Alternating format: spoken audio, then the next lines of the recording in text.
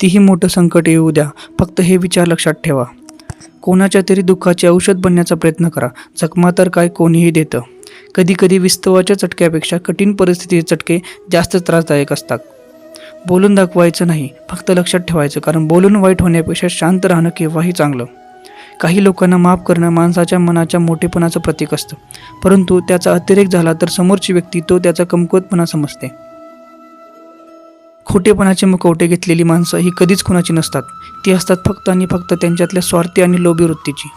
आयुष्यात येणारी प्रत्येक व्यक्ती कळत नकळत काहीतरी शिकवून जाते.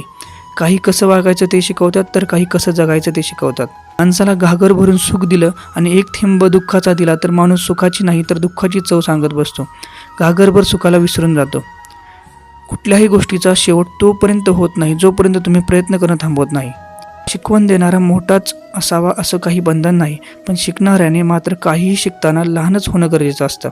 आयुष्यात कोणाचीही पारख करताना त्याच्या रंगावरून न करता उलट त्याच्या मनावरून करावी, कारण पांढऱ्या रंगावर जगाचा विश्वास असता तर मिठाने सुद्धा जखमा भरल्या असत्या.